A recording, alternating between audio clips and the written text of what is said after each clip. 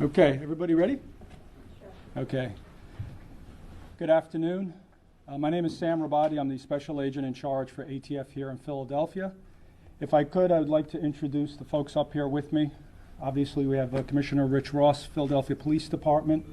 We have Postal Chief Inspector David Bosch, U.S. Postal Inspection Service. Chief Inspector Joe Sullivan, that I know you all know.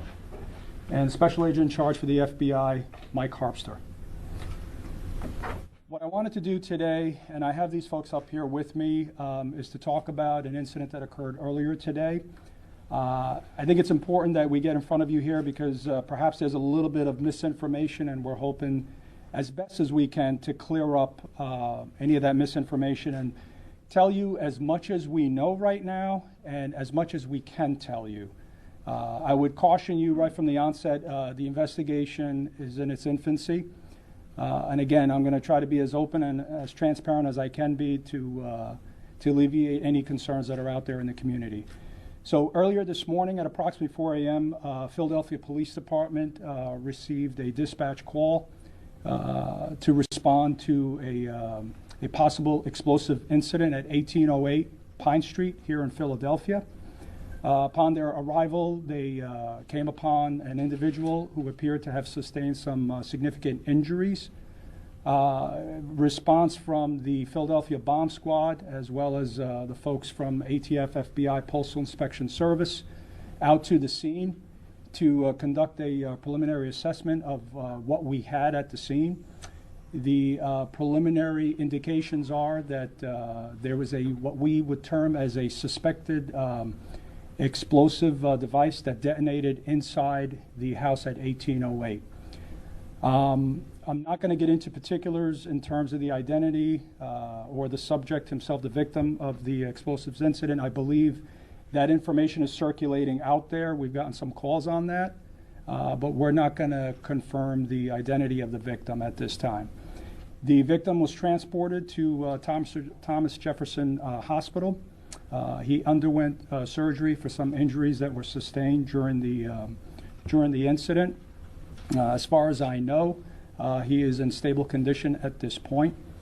There was an additional occupant inside the residence who appears to be uninjured at this time. The evidence has been collected from the scene. We have the folks from our collective agencies here that are all working the crime scene as well as the subsequent investigation. The device is being transported to our Annandale laboratory at ATF headquarters for further analysis so we can do a confirmation that it is an actual explosive device. But again, preliminary indications are and what we believe to be what we refer to as a suspected explosive device. I wish I could get into more of the investigation, but let me just say this. I think you can see from the collective response here for this investigation and the folks that are up here. Obviously, we will bring every resource to bear to try to figure out what actually happened here. This is not something we see every day in our city here. So I assure you, no expense will be spared, and we will use every available resource to try to identify the person responsible for this violent crime. And Commissioner? no, Inspector? Okay. So what I'd like to do, and we will try to answer your questions if we can, but just please understand, we're kind of running a number of leads down, and it's important for the integrity of the investigation to try to maintain that. So we'll try to answer your questions, so if we can, just one by one, and we'll do the best we can. Yes, sir. Any idea of the motive yet? We don't have a motive at this time, no. There was a poster on the window. It was a rainbow poster that says "Love Trumps Hate." Are you looking into whether this may have been a hate crime of any type against these occupants inside the house? Is that part of the investigation? We are going to look at every possible motive that comes across our radar, and it include anything. I don't have any further on that. Commissioner, if you want to No, comment. I mean, it's the same thing, and I've been saying this all morning. We don't have a motive, but we'd be remiss if we didn't track down every possible lead. We're not placing any particular onus on any sign that you saw or anything else relative to the investigation. We'd be irresponsible to do that. So we just got to look at everything. Chief Inspector Sullivan and Commissioner Patterson's people are working very hard along with everybody here. You already know we have a great working relationship with all our federal partners. So we're going to continue to work this case along with our partners and see where it leads us. Was this victim targeted or threatened before in any way? We have no indication of that. Right now, again, this package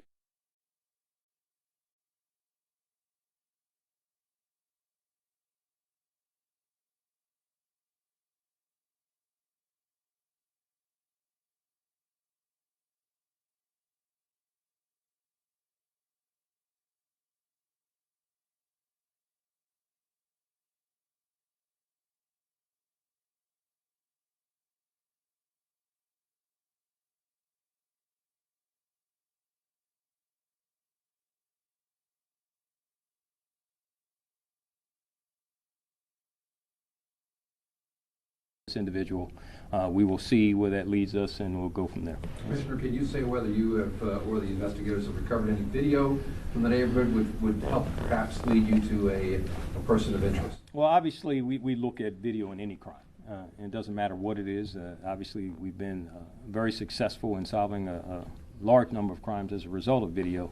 We would be out there. Clearly, we look for some. I don't know what we have found right now, and I assure you we have not exhausted our search right now. So we'll continue to do that and to see whether or not any video that we have obtained shows us anything that is substantive in nature. Right now, I don't know that we have anything like that. And Is so it still a belief that this individual or individuals dropped it at the person? we're still trying to figure that out. I mean, we strongly believe that is a possibility. But again, you know, until we know definitively, I mean, we have to operate under the premise that it is a possibility it went through the mail, but we do not know that right now. It is still my belief that it may have been placed there, but again, it's one of those things we have to figure out through the investigation. Commissioner, when was it either placed or when did it arrive in whatever form? Still trying to nail that down. I mean, right now it's largely speculation.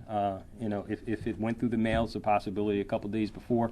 But again, the investigation with the postal inspectors and everyone else will help us with that. And so, you know, it's just a lot of things. Right now, it's a lot of speculation, and we don't like to really conduct investigations like that. We know you have to report out on a story. We get that. It's very important. Very serious incident. And you know, as the SAC from the ATF said, we don't see this very often here. So we've taken it very seriously for not only the victims involved, but the community at large. And so we're looking at everything that contains this incident. Are you able to describe what the victim told you guys? It was a manila envelope. Can you describe how it looked? He opened it and it triggered. Can you just walk us through what? Well, I mean, right now I don't think we want to get into too much of that. There was an envelope, and clearly it was larger than a regular business envelope that was delivered. And you know, clearly he opened it, believing it was something that he needed. And that's when the explosion went off. And that's kind of all we know right now. We're not pressing him that hard right now. He was seriously injured. I mean, even though he's in stable condition, that's a very, very traumatic incident to go through. And so we're going to take our time with this investigation. Obviously, there are multiple facets, including but not limited to the other person that was in the apartment, as well as anybody else that may have been connected even loosely to it. And so we're looking at every avenue possible. There was a barcode that was a strange barcode that was reported. Can you talk more about that? Well, I mean, I don't want to speak to that, and I don't want to throw anybody else out there, but I'll just say let's just see what happens with that. Clearly, there's always going to be a barcode for some type of package like that. Whether or not it's authenticity, we'll have to figure out what that is and see where the investigation leads us. Can you talk about the device itself? Was it a very sophisticated device or something really not? I'll leave that to these folks because that's way above my pay grade, and so I'll let them figure that out. In terms of this particular device, it's not something we've typically seen out there. It is a little different. I wouldn't want to speculate on the level of sophistication of the device, but again, it's not something we normally see out there. That's where, once we get the confirmation from our lab, we'll be able to give you a little bit more of a definitive on, you know, potentially its structure and its level of sophistication. But how was it different? I can't get into the actual construction of it now, but it was a little bit different. Is there any indication as to where it came from? Did it come from in the city or outside of the city? Those leads are currently being tracked now, as the commissioner stated, and we have here the Chief Postal Inspector for Philadelphia, who is working side by side with us to try to determine if it is from within the city or outside. I don't know if you can shed any more info on that. Good afternoon. My name is David Bosch. I'm the inspector in charge here in Philadelphia. How do you spell your last name? B as in boy, O-S-C-H. And can you repeat the question, please? Is there any indication whether the device, the package, originated from outside of the city or within the city of Philadelphia? I would love to be able to give you that answer, but right now the investigation is continuing, and we have to look at all aspects of it. It hasn't been determined yet.